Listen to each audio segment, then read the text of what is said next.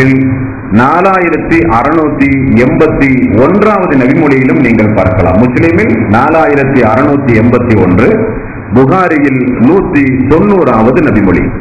இந்த 2 கிதாபுகளிலும் நீங்கள் பார்க்கலாம். ரசூலுல்லாஹி ஸல்லல்லாஹு அலைஹி வஸல்லம் அவர்களுக்கு நபித்துவ முத்திரை அவருடைய 2 தோள்களுக்கு மத்தியில் இடது தோள் புஜம் ஓரத்தில் அந்த நபித்துவ முத்திரை இருந்திருக்கிறது. அது எப்படிப்பட்ட நபித்துவ முத்திரையாம்? அது புறாவினுடைய முட்டை வடிவத்தில் இருக்கும். இந்த நபித்துவ முத்திரையை ஏதாவது சஹாபாக்கள் பார்த்திருக்கிறார்களா என்றால் சஹாபாக்கள் பார்த்திருக்கிறார்கள். ஒரு நபித்தோழர் தனது சிறிய தாயிடத்தில் எனக்கு உடல்நிலை சரியில்லை, அல்லாஹுடைய ரசூலிடத்தை அழைத்து செல்லுங்கள் என்று சொன்னபோது சிறிய தாயார் என்னை அல்லாஹுடைய ரசூலிடத்திலே அழைத்து சென்றார்கள். நபிகள் நாயகம் ஸல்லல்லாஹு அலைஹி வஸல்லம் என்னை நோய் விசாரித்தார்கள், எனக்காக வேண்டி பிரார்த்தனையும் செய்தார்கள். அப்பொழுது அல்லாஹுடைய ரசூல் உது செய்தார். நான் அவருடைய முதுகுக்கு பின்னால் போய் பார்த்தேன், 2 தோள்களுக்கு மத்தியில் அந்த நபித்துவ முத்திரை இருந்தது என்று அந்த நபித்தோழர் சொல்லுகிற செய்திதான் புகாரியில் 190வது நபிமொழி. அதே போல முஸ்லிம் என்கிற நபிமொழி தொகுப்பில் 4681வது நபிமொழி தொகுப்பில் தான் ஜாபிர் பின் சமூரா என்கிற ஒரு நபித்தோழர் ரசூலுல்லாஹி ஸல்லல்லாஹு அலைஹி வஸல்லம் தலைமுடி, தாடியினுடைய முடி, முகத்தை குறித்தெல்லாம் மக்களுக்கு விளக்கி கொண்டிருக்கிறார். கேட்கிற தோழர்கள் அப்பொழுது கேட்டார்கள், அல்லாஹ்வுடைய ரசூலுக்கு நபி முத்திரை இருக்குதாமே, நபித்துவ முத்திரை? ஆமாம் உண்டு. அது 2 தோள் புஜங்களுக்கு மத்தியில் அவருடைய உடல் அமைப்பின் முறையிலேயே புறாமுட்டையினுடைய வடிவத்தில் அந்த நபித்துவ முத்திரை உண்டு என்று ஜாபிர் பின் சமூரா அவர்கள் அறிவிக்கிற செய்தி முஸ்லிமிலும் நீங்கள் பார்க்கலாம். இது எதற்காக வேண்டி இந்த முத்திரை என்றால், முன்னால் அனுப்பப்பட்ட எல்லா இறை தூதர்களும் அகமது என்கிற ஒரு இறை தூதர் வருவார் என்று சொல்வதைப் போலவே நபித்துவ முத்திரையையும் குறித்து முன்னறிவிப்பு செய்தார்கள். இதை வேதத்தோடு தொடர்புடைய வேத ஞானமுடைய எல்லா வேத அறிஞர் பெருமக்களும் அன்றைக்கு தெரிந்து வைத்திருந்தார்கள். ஆகவேதான் சல்மான் பாரிஸ் ரலியல்லாஹு அன்ஹு, உங்களுக்கு தெரியும், அவர் இஸ்லாத்தை தழுவுவதற்காக வேண்டி அவர் பட்ட கஷ்டம், அவர் பட்ட துன்பம், அவருடைய வாழ்க்கை வரலாற்றை சென்ற வருடம் நாம் பார்த்தோம். அந்த அளவுக்கு தியாகம் செய்து அவர் வந்து அந்த நபித்துவ முத்திரையை பார்த்துத்தான் அவர் இஸ்லாத்தை ஏற்றுக்கொண்டார். அதே போல இந்த நபித்துவ முத்திரையை சிறிய வயதிலேயே பார்த்த ஒரு துறவியும் இருந்தார். அவர் அப்பொழுதே மக்காவாசிகளுக்கு அறிவிப்பு செய்து விட்டார். நீங்கள் கூர்ந்து கவனிக்க வேண்டும்.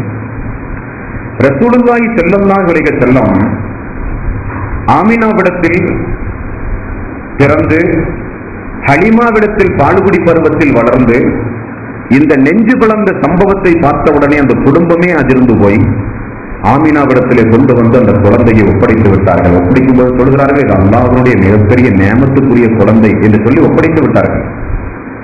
அந்த குழந்தையை ஒப்படைக்கப்பட்ட சிறிது நாளிலேயே ஹலீமா அவர்கள் இறந்து போய் விடுகிறார்கள். தாயும் இல்லை, தந்தையும் இல்லை அல்லாஹ்வுடைய ரசூலுக்கு. அப்துல் முத்தலிபுக்கு மிகுந்த வருத்தம், மகனும் இல்லை, மருமகளும் இல்லை. அந்த குழந்தையை எப்பொழுதும் அப்துல் முத்தலிப் கோழி குஞ்சை பாதுகாப்பதை போல அல்லாஹ்வுடைய ரசூலை பாதுகாத்து வளர்த்தார்கள். அப்துல் முத்தலிபுக்கு கஅபாவில் ஒரு விசேஷமான ஒரு சிவப்பு கம்பள விரிப்பொன்று உண்டு. அதில் யாரும் போய் அமர மாட்டார்கள். அப்துல் முத்தலிபுடைய எந்த மக்களும் போய் அமர மாட்டார்கள். அது அந்த அளவுக்கு ஒரு அந்தஸ்துக்குரிய ஒரு விரிப்பு. குறைஷிகள் எல்லாம் அப்துல் முத்தலிபு கொடுத்த ஒரு அந்தஸ்து. அந்த விருப்பில் தான் அல்லாஹ்வுடைய ரசூலை வைத்து வளர்த்தி கண்ணும் கருத்துமாக ஆளாக்கினார்கள் அப்துல் முத்தலிப். கொஞ்சம் பாருங்கள், வளர்ந்து வரும் பொழுது தாயினுடைய பாசம் எல்லா குழந்தைகளுக்கும் தேவை. கொஞ்சம் வளர்ந்து வரும்போது தந்தையினுடைய அரவணைப்பும் எல்லா குழந்தைகளுக்கும் தேவை.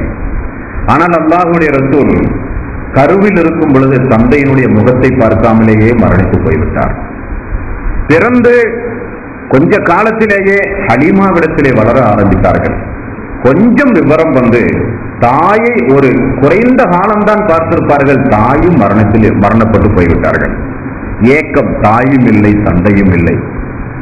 அப்துல் முத்தலிப்புடைய பராமரிப்பிலே வாழ்ந்து ஒரு தாய் இல்லை என்கிற குறையை நீக்கினார், தந்தை இல்லை என்கிற குறையும் நீக்கினார். ஆனால் அல்லாஹ்வுடைய நாட்டம் 8 வயதில் அவரும் மரணித்து போய்விட்டார். மரணிக்கும் போது வசியத்தை செய்தார் தன்னுடைய மக்களுக்கு, இந்த குழந்தையை பத்திரமாக நீங்கள் பாதுகாக்க வேண்டும் என்று. நீங்கள் பாருங்கள், 8 வயதில் தாய் தந்தை தனது பாட்டனார் அப்துல் முத்தலிப் எல்லோரையும் இழந்து போய் நிற்கும் போது குடும்பத்துள்ளவர்கள் எல்லாம் சேர்ந்து 8 வயது இருக்கிற அல்லாஹ்வுடைய ரசூலிடத்திலே நீ யாரிடத்தில் போய் நீ இருக்க விரும்புகிறாய் என்று கேட்டார்களாம். அந்த நேரத்தில் அபூலஹப் நல்ல செல்வந்தர், மூத்தவர், பெரியாப்பா தானே, நல்ல செல்வந்தர். அபூ தாலிப் பரம ஏழை, அவ்வளவு பெரிய வசதி வாய்ப்பு அவர்களுக்கு இல்லை. அபூ தாலிபையும் நிற்க வைத்து அப்துல்லாவையும் அபூலஹபையும் நிற்க வைத்து கேட்டபோது சுப்ஹானல்லாஹ், அந்த நேரத்தில் இந்த 8 வயது பாலகராக இருந்த ரசூலுல்லாஹி ஸல்லல்லாஹு அலைஹி வஸல்லம் எனக்கு அபூலஹப் வேண்டாம், நாம் அபூ தாலிபோடு இருக்கிறேன் என்று தேர்வு செய்தார் என்றால் அல்லாஹ்வுடைய ஒரு ஏற்பாடுதான். என்ன காரணம்? வஹி இறங்கி குடும்பத்தார்களை எல்லாம் அழைத்து வைத்து எடுத்து சொன்ன போது அந்த வகியை முதலில் எதிர்த்த மிகப்பெரிய கொடுங்கோலரே இந்த அபூலஹப் தான். ஆகவேதான் திருக்குரானில் தப்பத் யதா அபீலஹப் சூரா இறங்கியதை நாம் பார்க்கிறோம். அபூலஹப் 2 கரங்களும் நாசமாகட்டும், அந்த சாபத்துக்குரிய இடத்தில் நான் வாழ முடியாது, நான் அபூ தாலிப் இடத்தில் வாழுகிறேன் என்ற அந்த ஒரு அறிவை அல்லாஹு தஆலா சிறிய வயதிலேயே கொடுத்திருக்கிறான். அபூ தாலிப்பும் தலைத்தவர் அல்ல. சுப்ஹானல்லாஹ், தனக்கு பிறந்த மக்களை காட்டிலும் அல்லாஹ்வுடைய ரசூலை கண்ணும் கருத்துமாக வளர்த்தினார்கள். வரலாறுகளிலே பார்க்கிறோம், அவர் இஸ்லாத்தை எடுத்துச் சொல்வதற்காக வேண்டி பக்கபலமாக இருந்தார்கள். எல்லா இன்னல்களையும் துன்பங்களையும் சகித்தார்கள். அபூ தாலிப் கணுவாயில் அல்லாஹ்வுடைய ரசூலோடு சேர்ந்து அந்த அபூ தாலிப் அவர்களும் இருந்தார்கள். பல நாட்கள் துன்பங்களை சகித்தார்கள். அல்லாஹ்வுடைய ரசூலை வளர்ச்சி ஆளாக்க வேண்டும் என்பதற்காக வேண்டி அவர் நபியான பிறகும் கூட எல்லா துன்பங்களுக்கும் துயரங்களுக்கும் உடன் இருந்து ஆறுதல் சொன்னார்கள், தந்தையை போல. அப்படி மெல்ல மெல்ல வளர்ச்சி ஆளாக்கினார்கள். அந்த அபூ தாலிப் தான் வியாபார நுணுக்கங்களை கற்றுக் கொடுக்கிறார்கள். ரசூலுல்லாஹி ஸல்லல்லாஹு அலைஹி வஸல்லம் தனக்கு தாயும் இல்லை, தந்தையும் இல்லை, வளர்ச்சி ஆளாக்கிய பாட்டனாரும் இல்லை என்பதை உணர்ந்து அபூ தாலிபை தனக்கு ஒரு பராமரிப்புக்கு உரியவராக தேர்வு செய்திருந்தாலும் அவருக்கு எந்த பாரத்தையும் அல்லாஹ்வுடைய ரசூல் சிறிய வயதிலேயே கொடுக்கவில்லை. அபூ தாலிப் ரசூலுல்லாஹி ஸல்லல்லாஹு அலைஹி வஸல்லம் அவர்களுக்கு வியாபார நுணுக்கங்களை கற்றுக் கொடுப்பதற்காக சாம், சிரியா போன்ற நகரங்களுக்கு வியாபார நேரத்தில் அழைத்து செல்வது வழக்கம். அப்படி அழைத்து செல்லும் போது நடந்த அந்த சம்பவம் தான் திருமதி என்கிற நபிமொழி தொகுப்பிலும் பைஹக்கி என்கிற நபிமொழி தொகுப்பிலும் நம்மால் பார்க்க முடிகிறது. அபூ தாலிப் சிறிய வயதுடைய, ஒரு 10-15 வயதுடைய தனது தம்பியினுடைய மகன் முஹம்மது அவர்களை அழைத்துக் கொண்டு சாம் நாட்டுக்கு வியாபாரத்திற்காக வேண்டி செல்லுகிறார். சாம் என்பது வேதக்காரர்கள் அதிகம் இருக்கிற ஒரு பகுதி. அந்த சாமுக்கு அவர்கள் செல்லும் போது அங்கே நிகழ்ந்த அந்த அதிசயத்தை தான் இங்கே நான் சொல்ல உங்களுக்கு நான் விரும்புகிறேன். புஸ்ரா என்கிற ஒரு பகுதியை அடைந்து இந்த குறைசி வியாபார கூட்டம் வருவதை அறிந்தவுடனே அங்கே பஹீரா என்று சொல்லப்படுகிற ஒரு துறவி இருந்திருக்கிறார். அவர் வேதத்தை படித்து உணர்ந்த ஒரு மாமேதை. ஒவ்வொரு வருடமும் மக்காவிலிருந்து இப்படி குறைசிகள் வியாபாரத்திற்கு வரும் பொழுது அவர்களுக்கு தேவையான பணிவிடைகளை செய்து கொடுத்து வழி அனுப்புவது இயற்கை. அந்த அடிப்படையில் இந்த குறைசிகளோடு வந்த அந்த முகம்மதை பார்க்கிறார், கொஞ்சம் வித்தியாசமானவராக தெரிகிறார் இந்த பஹீராவுக்கு. உடனே இவர் யார் பொறுப்பில் இருக்கிறார் என்று கேட்கிறார். அவர் அபூ தாலிப் சொல்கிறார், எனது தம்பி மகன், நான் தான் அவனை வியாபாரம் கற்றுக் கொடுக்க அழைத்து வந்தேன் என்று அபூ தாலிப் பதில் சொல்கிறார். அந்த சிறுவனுடைய முதுகை பார்ப்பதற்கு எனக்கு அது நீங்கள் அனுமதி தாருங்களேன் என்று கேட்கிறார். அபூ தாலிபுக்கு ஒன்றும் புரியவில்லை. சரி பாருங்களேன் என்று சொல்ல பார்த்தால் அங்கே நபித்துவத்தினுடைய முத்திரையை பஹீரா அவர்கள் பார்த்து விடுகிறார்கள். பார்த்தவுடனே அந்த குழுவுக்கு சொன்னார்கள், நீங்கள் உடனடியாக இங்கிருந்து நீங்கள் மக்கா திரும்ப வேண்டும். யூதர்கள் யாராவது இந்த முஹம்மதை பார்த்து விட்டால் ஏதாவது ஆபத்துகள் நேரிடும்.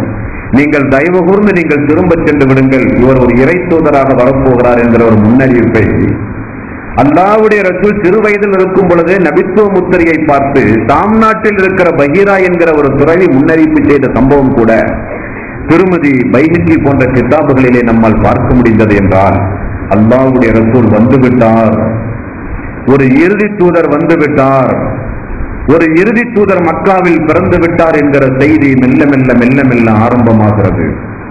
அல்லாஹ்வுடைய ரசூலுக்கு தெரியாது. இன்னொரு அதிசயம் என்னவென்றால், நபிகள் நாயகம் ஸல்லல்லாஹு அலைஹி வஸல்லம் அவர்களுக்கு ஹிரா குகையில் வஹி வரப்போகிறது என்று அல்லாஹ்வுடைய ரசூலுக்கு கூட தெரியாது.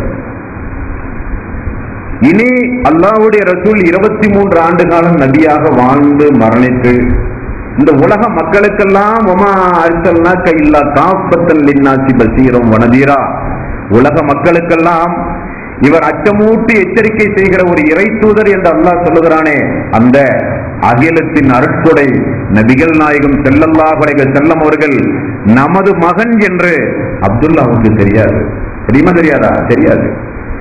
நமது கருவில் வளர்ந்த நமது மகன் உலக மக்களுக்கெல்லாம் ஒரு இறை தூதர் என்பது ஆமினா அவர்களுக்கும் தெரியாது. மறுமை நாளில்தான் எனது மகன் ஒரு இறை தூதரா என்று அந்த பெற்றோர்களுக்கு தெரிய போகிறது. அன்பார்ந்த சகோதரர்களே, இப்படி அப்துல் முத்தலிஃபும் இழந்து அபூ தாலிபிடத்தில் தாம் சிரியா போன்ற பகுதிகளுக்கு வியாபாரத்திற்காக வேண்டி சென்று நல்ல ஒரு வியாபார அதிபரியாக, ஒரு வியாபாரியாக, மிகச்சிறந்த ஒரு தொழில் அதிபராக நபிகள் நாயகம் ஸல்லல்லாஹு அலைஹி வஸல்லம் அவர்கள் மாறினார்கள். இந்த நபித்துவ முத்திரையைத்தான் சல்மான் அவர்கள் தங்களுடைய வேத மதகுருமார்களில் படித்துள்ள மதகுருமார்கள் சொன்னதை விளங்கி அங்குமிங்குமாக அலைந்து திரிந்து மதீனா வரை வந்து, அல்லாஹ்வுடைய ரசூல் மக்காவிலே இருந்து மதீனா வந்தவுடன் ஓடிப்போய் முதுகுப்புறத்தில் அந்த நபித்துவ முத்திரையை பார்த்து இஸ்லாத்தை ஏற்றுக்கொண்ட ஒரு தோழர் தான் சல்மான் ரலியல்லாஹு அன்ஹு. நபிகள் நாயகம் ஸல்லல்லாஹு அலைஹி வஸல்லம் அவர்கள் சொன்னார்கள், நான் யார் தெரியுமா? அல்லாஹுவால் அனுப்பப்பட்ட எந்த நபியானாலும் ஆடு மேய்க்காமல் இல்லை. அல்லாஹ்வுடைய ரசூலை பார்த்து சஹாபாக்கள் கேட்டார்கள், யார் ரசூலல்லாஹ், நீங்களுமா ஆடு மேய்த்தீர்கள்? ஆம், குறைஷிகளிடத்தில் சிறிய ஒரு கூலிக்காக நானும் ஆடு மேய்த்திருக்கிறேன் என்றார்கள் ரசூலுல்லாஹி ஸல்லல்லாஹு அலைஹி வஸல்லம். புகாரியில் 2262வது நபிமொழியாக நீங்கள் இதை பார்க்கலாம். ஆடு மேய்த்து யாருக்கும் பாரமாக இருந்துவிடக் கூடாது.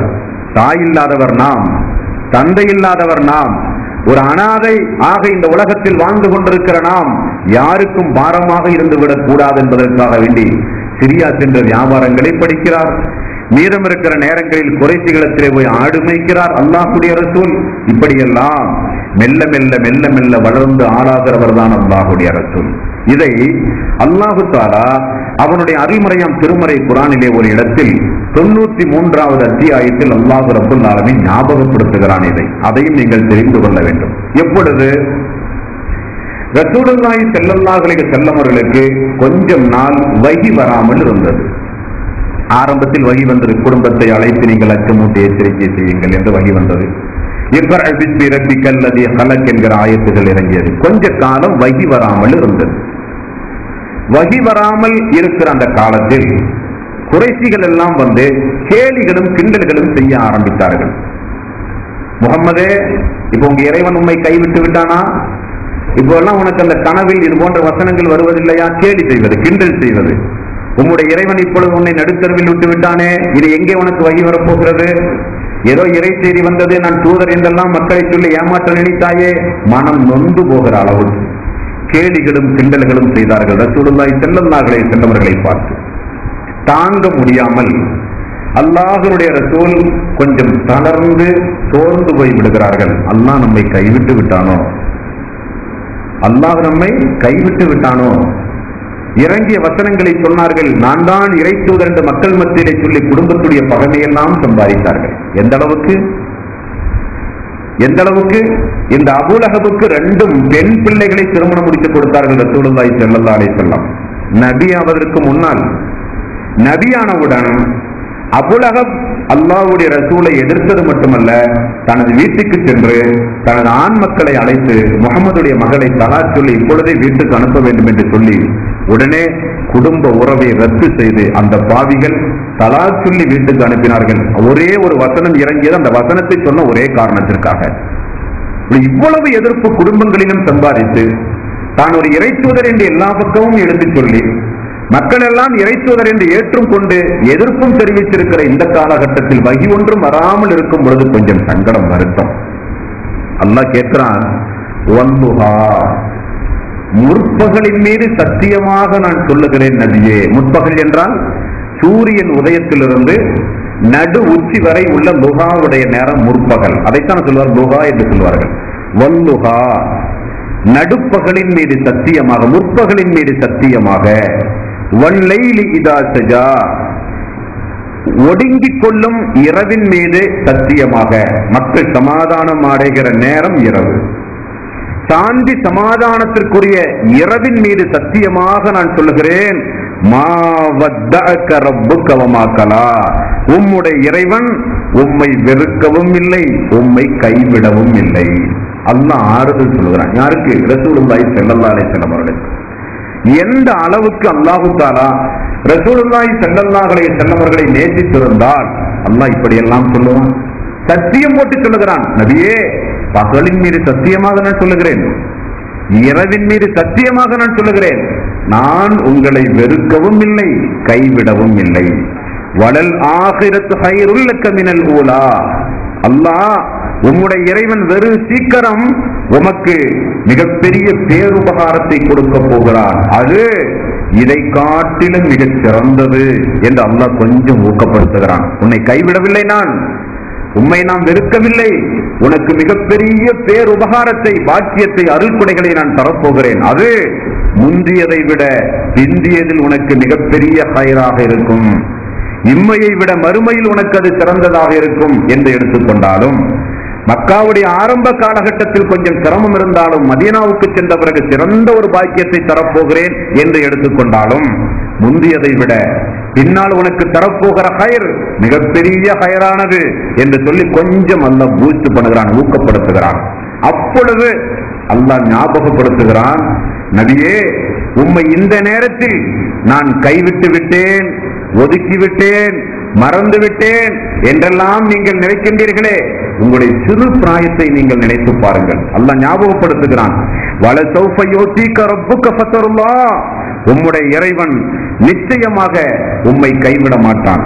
அலம் யஜிதுக யதீமன் ஃபஆவா, அல்லாஹ் உம்மை அனாதையாக கண்டு, தாயும் இல்லை, தந்தையும் இல்லை, பாட்டனும் இல்லை, அனாதையாக உம்மை அந்த இறைவன் கண்டு, அந்த இறைவன் உமக்கு புகலிடம் அளிக்கவில்லையா? அந்த இறைவன் உம்மை வளர்ச்சி ஆளாக்கவில்லையா?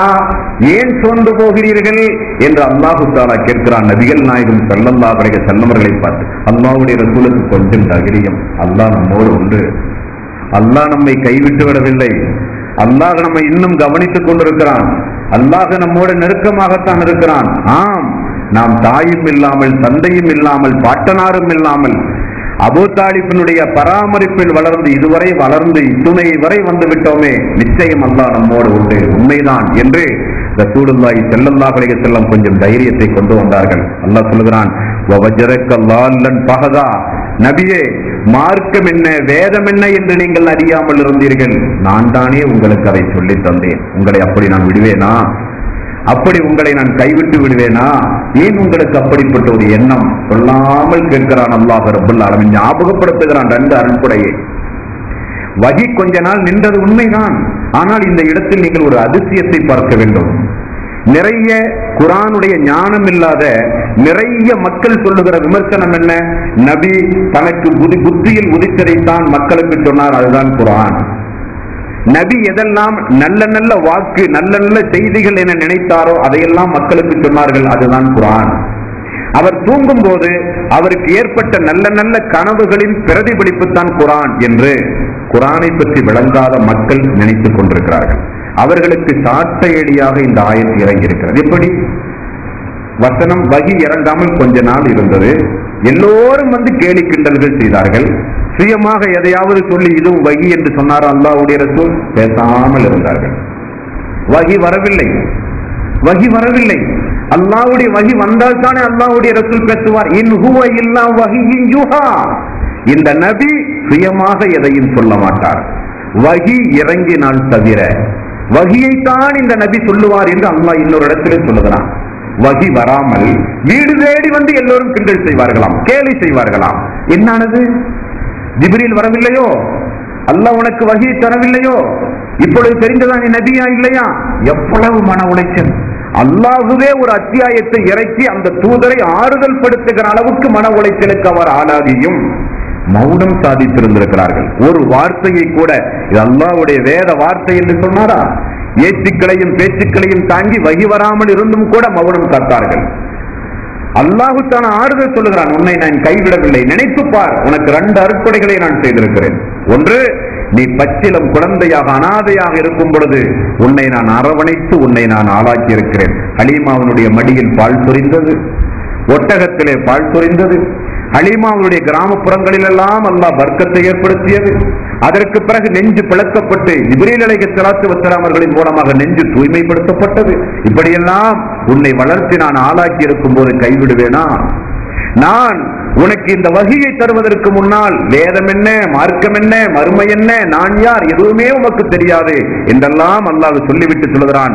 அம்மாமல் யதீம ஃபலா தக்ஹர், நபியே அனாதைகளை நீங்கள் விரட்டாதீர்கள். 2 உபதேசம் கூடுதலாக சொல்கிறான். அனாதைகளை நீங்கள் ஒருபோதும் விரட்டாதீர்கள். ஃபஅம்மல் யதீம ஃபலா தக்ஹர், அனாதைகளை நீங்கள் கடிந்து கொள்ளாதீர்கள். வஅம்ம ஸாயில ஃபலா தன்ஹர், யாசிப்பவரை நீங்கள் விரட்டாதீர்கள். 2 உபதேசமும் அல்லாஹ் ரப்பல் ஆலமீன் சொல்கிறார். அப்படியானால் நபிகள் நாயகம் ஸல்லல்லாஹு அலைஹி வஸல்லம் அவர்கள் வளர்ந்து வருகிற அந்த வளர்ப்பு முறையை பார்த்தீர்களா?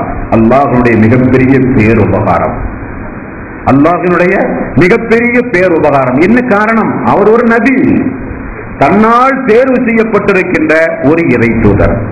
சிறு பிராயத்திலிருந்தே எந்த வகையான ஒரு குடும்பத்தனங்களும் தீமைகளும் செய்யாமல் அல்லாஹ் பாதுகாத்து வளர்ச்சி ஆளாக்கிய குழந்தை அந்த குழந்தை. அதுதான் அல்லாஹ்வுடைய ரசூல். சுப்ஹானல்லாஹ். அல்லாஹு தஆலா நபிகள் நாயகம் ஸல்லல்லாஹு அலைஹி வஸல்லம் அவர்களை எந்த அளவுக்கு நேசித்திருக்கிறான் என்று ஆயத்துகளையும் ஹதீஸுகளையும் பார்க்கும்போது ரசூலுல்லாஹி ஸல்லல்லாஹு அலைஹி வஸல்லம் அவர்களுக்கு மட்டுமே சிலாகித்து சிறப்பித்து பல்வேறு சிறப்பு அம்சங்களை அல்லாஹ் ரப்பல் ஆலமீன் கொஞ்சம் விசேஷமாகவே வழங்கியிருக்கிறான்.